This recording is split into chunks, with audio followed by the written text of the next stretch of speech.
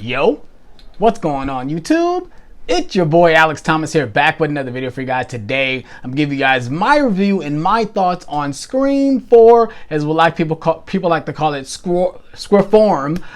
Yeah, basically, this is the fourth entry in the Scream franchise, also directed by Wes Craven, starring Courtney Cox, Neve Campbell, David Arquette. We got some newcomers into this franchise as well. We got Hayden Panettiere, hopefully I'm saying her last name right, Emma Roberts. We got some new people coming in because there's a new generation of a new cast, stuff, because obviously the current three much older, going through a lot of things as they're being older. So it's a new, fresh, new people and all this stuff. So yeah, I'm gonna give you guys my thoughts on this movie. Hope you guys are ready for this. If you guys have been enjoying my Scream reviews, please hit that like button, subscribe for more. This is the final one, and I reviewed all of them. And my next series, I will be reviewing, getting back still into the horror field, since we're closing in on Halloween. It will be Saw. So I will be reviewing every single Saw movie. So it's like 9 movies that I have to review leading up to Saw 10. So wish me luck, you guys. So yeah, let's go ahead and get into the review. Let's get it. Let's go. Alright, you guys, like I said, this is Scream 4, directed by Wes Craven, and let's go ahead and get into the direction of this movie. First of all, I really do like this movie. I think Wes Craven did a really decent job with the direction. I don't think Kevin Williamson came back to write this, if I'm not mistaken. Did he write this? He did. He actually did write it. I'm actually surprised. He did come back to write the movie. Obviously, the movie is based off the characters that he written as well. Surprised he actually came back, and obviously Wes Craven came back to direct it as well. This movie came out in 2011, if I'm not mistaken. So that's basically 11 years, almost 10 to 11 years since Scream 3. So I remember when this movie was first coming out, I was really excited for it, to see Ghostface back on the big screen. And, I was really happy that they were coming out with another Scream movie, because like I said, the first Scream 3 was 2000, and we're now getting this movie in 2011. And I think Wes Craven did a decent job with the direction of this movie. I think Kevin Williamson did a decent job also with the writing and the script. Obviously, I have some issues with certain, the way he shot the movie a little bit, but we'll get to that later. Basically, this movie is about, we're going back to Woodsboro, because Sidney Prescott has now writing a book about her life, because she's tired of being the victim. She wants to, fight back and, basically take her life back. And she's going to Woodsboro to promote her book. And then we go back. Obviously, we have Dewey and Gail. They are now married. And Gail is like stuck with writer's block. She hasn't written a book in a while. And she's trying to write again, and she just can't write anything. And Dewey is now the sheriff of Woodsboro. So he has to be, he's in control of the police department and stuff like that. And it's very interesting to see where these characters are in their lives at this moment, because obviously since the events of Scream 3, clearly nothing has happened within their lives. And it's weird to see, we see, Gail and Dewey as a married couple, their dynamics as a married couple in this movie, and we did get to see, them fight back with one another when it comes to when these events and these killings start happening. And it's very interesting to see that play out in this movie. Obviously, we see someone like Sidney Prescott, who is, Neve Campbell. She looks amazing. Again, like I said, she looks amazing in this movie. I feel like she really didn't age that much from this movie since Scream 3. Actually, I think she looks better in this movie than she does in Scream 3. But, yeah. I think everyone looks great, especially Courtney Cox. I think she looks great in this movie too. So yeah, I think the main three, like I said, they've been playing these characters for, at this point, over 20 years at this point. So I think all of these characters are, they feel like they're characters from the other movies. Now we got some newcomers coming in. Like we said, we got Emma Roberts. She plays Jill, who is actually a cousin, or she's related to Sidney. And we have Hayden Panettiere. Hopefully I'm saying her last name right. I can't get that out of my head. Someone's gonna someone's gonna freaking change, say it in the comment section. But she is her best friend, and she's the one that's into, the stab movies and Ghostface and all this stuff like that. So she's really into all this stuff, and I think she's really good. I think all the newcomer actors are decent in the movie. We also got Rory Culkin, Macaulay Culkin's brother, is in this movie as well. He plays one of the characters. Like I said, I think all the newcomers, all the new cast, they're pretty good in this movie too. I have no issues with any of the new characters in this movie. So yeah, like I said, basically the story is about, Sidney Prescott comes back to Woodsboro, and of course Ghostface is back, and he's out, killing and doing, all the murders and stuff, trying to basically, do his thing. I'm not going to get into spoilers when it comes to who Ghostface is toward the end of the video, so we'll wait to get to that. I do like the dynamic of this movie where they kind of, basically just lay out the rules again when it comes to what this movie really is. And this movie is kind of a reboot, I guess you could say, more of a reboot, and they really tie that into what the movie is. They talk about how, it's going to be like the original, but not. It's going to be just, bigger, and the blood, you don't even have to be a virgin anymore. You can be a virgin, you can still die and stuff like that. I do like that they kind of flip it on his head. And I think at this time we were getting a lot of, reboots and remakes and stuff like that. And obviously this movie attacks that theme and that genre, and like all the other Scream movies does as well. So yeah, I do like that as well. There's also a scene where we have all the characters together and they're talking about that sort of thing like how we have in Scream 2, where they talk about sequels, and in this part they talk about reboots and stuff like that. And I do like that scene as well. Let's go ahead and get into the kills. I think the kills are okay in this movie. Like I said, obviously they're just their basic stabs and stuff. There's nothing too crazy. I mean, a girl do get thrown off of a parking garage and stuff, but she ended up getting stabbed as well.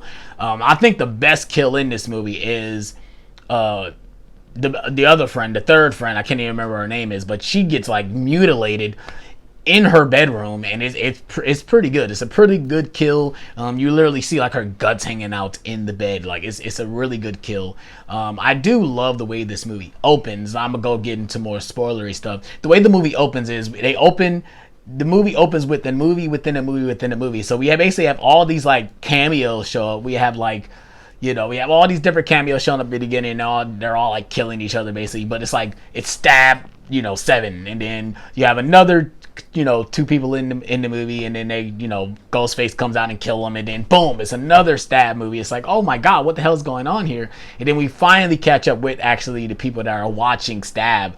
And I do like that they kind of poke fun at how far the stab movies have come and stuff like that. I do like that as well. I think what Wes Craven did with that aspect of this movie, I really did enjoy. Now let me go ahead and get into, I guess, one of my major problems with this movie is the way this movie is shot. And I'm sure everyone who talked about this movie has said the same thing. It looks like he filmed the movie and it's like grease over the lens. It just has a certain look to it that's just a little off. It looks nothing like Scream 3, Scream 2, or Scream 1. I don't know if he got a new director of photography, or he wanted to try something new, but it just looks strange. It looks strange, and I don't know if this movie is ever going to come on 4K, but I wonder how the 4K is going to look for this movie, because the Blu-ray looks okay, but it's just got that haze over it. It just has a weird haze over the screen, and it is pretty troubling. It does look weird when you watch it. That's kind of my one major gripe of the movie. And obviously there's certain things where they do to certain characters, make it out alive, or they don't die and stuff like that. But we'll get to that when we get more of the spoilery stuff. So yeah, now let's go ahead and get into, like I said, this is spoilers, so I'm going to talk about who the killers are and their motivations and stuff like that, which I do like the motivation now rewatching the movie. And so it turns out that Emma Roberts, Jill, what is the killer? She comes out to be the killer, and she's also was working with Rory Culkin's character. He's also the other killer, and the idea was that she wants to be famous. She wants to be Sidney Prescott. So the idea was they were doing all these killings, and they were going to frame her ex-boyfriend to be the killer. And also, she was going to be, even though she did the killing, she was going to frame her boyfriend and look like she was the victim, so she could become a famous star. Because, no one has to do anything these days. All they have to do is, do anything to be famous. They don't have to go to school, don't have to do anything. They just have to go through something tragic to be famous. And I do like this aspect, because at this time, we had YouTube starting. Of course, we had, all these social media starting, where people were becoming famous out of just shooting a video. Obviously, like what I'm doing today. It's very interesting, especially at this point, but I kind of love that is more of another twist where she kills Rory Culkin's character. She kills him and say, no, you're the other killer. Like, you're the other killer, so you're gonna die as well, so I can be Sydney. There's no way you're not Randy. Even though you want to be Randy, you're not Randy. You're gonna be the other killer, just like the original where there was two killers, so she had to make it look like, it was two killers. So she kills him, and let alone thinking she killed Sydney, and she goes through this whole time and fucking, like, throws herself around the room so she looked like she went through this terrible fight or whatever, which I do like the scene. Like, she literally throws herself onto a table, and it's insane. But this is probably another nitpick or little problem I have with this movie. You would think the movie would end right here, but no, the movie doesn't end. And we have another scene when they go to the hospital, when they find out that Sydney did not die. She didn't finish the job, and she has to go kill Sydney now because she told her entire plan. And it's a very interesting scene. She basically knocks the hell out of Dewey, and she tries to kill Sydney, but doesn't. She gets shocked in the head and stuff. And yeah, I mean, this whole thing with the idea that she wants to become famous, I like that idea. I really do, after rewatching it. And it's pretty interesting. I think Emma Roberts is good in this scene and within this third act. And there's also a point in the movie where it does kind of slow down. Like, obviously they had all this stuff happen when they had this Stabathon, which I do like that as well, that they had this group of people in this town where Stab took place, and they had this, this Stabathon where they watch all the movies back to back. I do like that as well. And stuff like that. But yeah, they just, it's like literally they're just chilling at her friend's house and just sitting there, and it kind of stalls a little bit, but obviously the movie picks up after the events of the third act. But yeah, I do like the scene where Hayden's character is talking to Ghostface, and she has to get questioned of all these movies and stuff, and she kind of gets all the answers right, and it's dope. And they kind of do like the Drew Barrymore thing, and she kind of she actually gets all the questions right, and I do like that as well. So yeah, overall, I do like this movie. Like I said, my only little nitpicks is the movie kind of has two endings, and then the way the movie is shot with the haze over the screen. Those are my really only two minor nitpicks. But I do like the way the movie is directed. I do like all the side characters. We got people like Adam Brody and Anthony Anderson as the cops. I think that's pretty hilarious. And I do like all the new cast when it comes to all the kids and teenager stuff. I do like all of them as well. And obviously the main three, Dewey, Gale, and Sydney, they're all great. Like I said, they all feel like they're characters from the previous movies. I do like that as well. So yeah, those are just my thoughts on this movie. I was very excited to talk about it because, certain issues when it comes to the way the movie is shot, I just had to get those thoughts out. So yeah, hope you guys enjoyed this video. Please hit that like button, subscribe for more. I'm finally done with all the Scream movies, because obviously I've already reviewed Scream 5 and I reviewed Scream 6. So now I reviewed all the Scream movies. So now it's time for me to move on to the Saw series, which I'm very excited to watch the Saw movies. It's been a long time since I've watched them, and I'm ready to get into them. So yeah, if you guys enjoyed this video, please hit that like button, subscribe for more. And I'm out on this one, you guys. Peace out.